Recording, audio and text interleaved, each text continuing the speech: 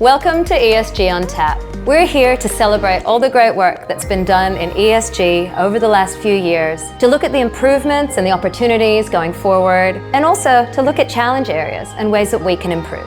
So what better place to be than the Occidental Hotel, where people come, talk about their achievements, talk about their success, and then also brainstorm how we can do it better. In this podcast series, Anthony and I interview business leaders across different verticals, and we learn so much valuable information, things that most people don't know about ESG. So what's next? Lauren's going to pour me a beer and we're going to start talking. So, Anthony, you were running technology businesses within large financial companies for many years. You then started an AI company, and then you sold it recently. So you've probably seen a big evolution of ESG over the years. Yeah, it's actually quite an interesting topic, Lauren. It's ESG, the term was coined back in 2004 by the UN Global Compact Forum. And what it was basically doing, it was capturing a number of metrics that businesses already looked at and were already working to. But they brought it together within that framework. And the framework came together to say, how are we doing around our health of our whole business, around our environment, our social, and how are we governing that responsibly. And it was actually, when I have a look at what makes up a lot of these things, I was lucky enough and worked in banking in Australia and in England with Barclays and Westpac, and they've always been very socially responsible. They've always given money to charities. They've also been responsible to reducing waste as much as they can. So these metrics were always there. So when this was framed in 2004, there was a definition around ESG, but it never really went anywhere. And in 2017, one of the top 140 companies got together and decided we're going to start measuring, and we're going to start measuring each other and hold each other accountable to it. And that's why you've seen the evolution of the term ESG. It's just talk about metrics that good responsible organisations have always done. Now with the emergence of looking at greening the world and really that environmental angle on it has really given it the importance and the emphasis that the politicians worldwide have got behind. And it's really been a vehicle saying, how are we being environmentally responsible and socially responsible? So it has moved along so much, but it was not something that's it's a new definition, but the activities have always been there. But it's been really good because we're now in a situation where people can measure themselves against the standard and also learn from each other. Now, after you sold your business, you've gone into what I'm going to guess is semi-retirement. What are you doing with your time now? Yeah, so I've been lucky enough, I sit on a not-for-profit board, and that's having a look at adaptable technology for the disability community. Tell me a little bit more about that. That sounds fascinating. Oh, look, they're a fantastic organisation, and so we have a look at the needs of an individual, and we have a look at what they're currently using and how we can adapt it to their actual needs. Because quite often, out-of-the-box solutions like even bikes and things like that aren't fit for purpose. So having to be able to adapt it to that person's individual needs, and that's usually with the help of an OT who's had a look at the needs of an individual. And this is where ESG plays a very big role in shaping not just Freedom Solutions, but all non-for-profits, because the segments needs funding, and the social responsibility that we need to leverage from the large enterprises, we should be a huge beneficiary of this. So you've seen a lot of large organisations do a lot around climate and greening and those type of activities, but now we need to see it evolve further, especially in Australia, because it's quite mature in other countries around helping the non-for-profits become more efficient themselves, but also offer really good solutions to their customers base as well. So it really is the big businesses who are really trying to help with their E, but kind of supporting their S through supporting non-for-profits. Yeah, and that's where the focus I think needs to start to evolve to. Yeah, there's organisations out there that have been absolutely fantastic, and they are doing a really good job. And so the evolution of it's been great, because once you can have a benchmark and have standards, and you can measure against each other and learn and leverage from each other, you get faster and better movement and get that step change. So I want to dig deeper into this technology solution piece, because I know you're talking about it within the disability sector, but from what I understand, we can use technology across the board in all organizations to actually help with getting our ESG and meeting those targets and raising those metrics. What have you seen?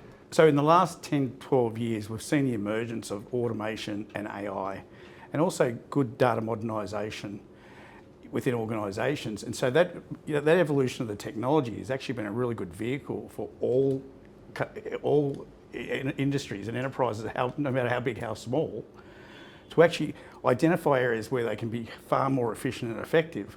So you take from a banking and insurance sector, automating and removing costs out of the business and becoming more efficient is all great for the environment. Becoming paperless is great for the environment. Getting things done and reducing rework is great for the environment.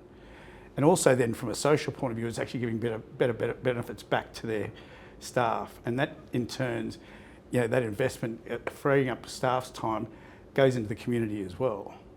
And so that's from a banking sector. But when you have a look at the manufacturing, the efficiency in the manufacturing and the cooling plants, and how we cool things, how we power things, how we store things becomes so much more efficient through technology and the evolution of technology. And that's just going to keep getting better and better and better. In many sectors, in the data centre sectors and warehousing, how are they becoming neutral themselves through the use of really good technology involvement? And that's where, we're actually on a really good plane here. So it sounds like businesses can actually do quite well out of it. So in addition to meeting their ESG goals, they're actually saving money in the process, which sounds like it's quite beneficial.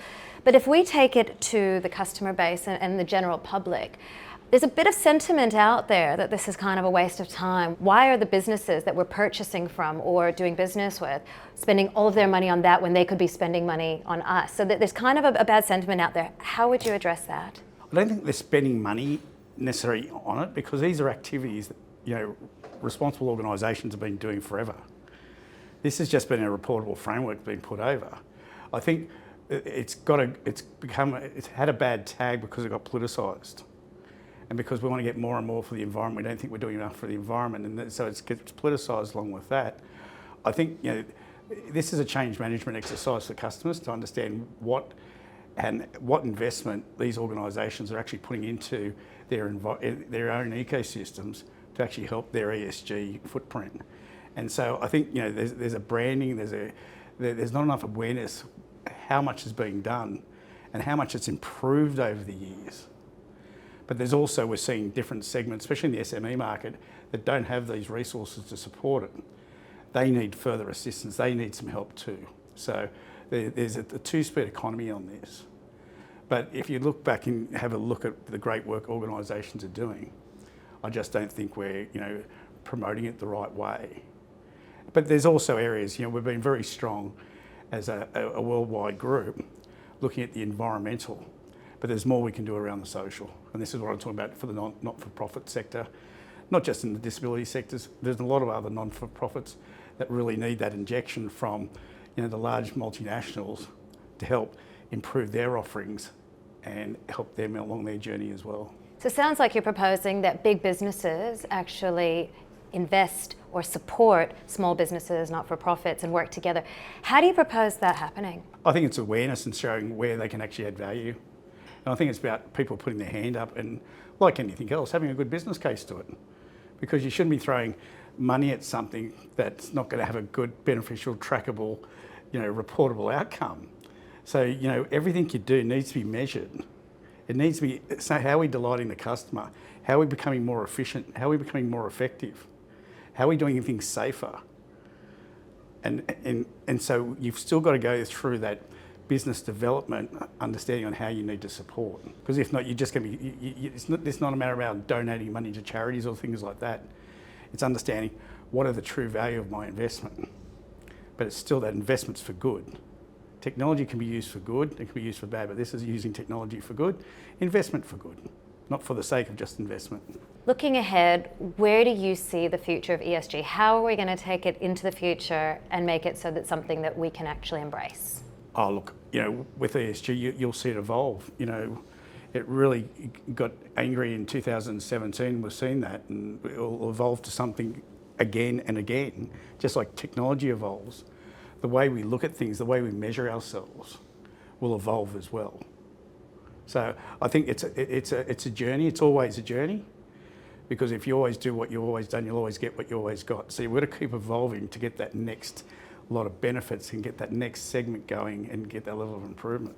Do you think that that next evolution requires a rebrand? Oh, look, you can call it what you want. So ESG was a term that was given to a number of metrics that responsible businesses were already doing. The term came together so we can measure people, companies against each other, and we can also leverage where someone was doing really well and someone wasn't, and share learnings. So whatever term or tag you want to give it is actually secondary, because it's actually the activities that are actually happening underneath. There's actually the more important things, and those activities have been happening for a while. But with a term, it's measurable, you get consistency, you can celebrate success, you can also problem solve together what's the next problem area as well. Anthony, thank you so much. It was great chatting with you. My pleasure.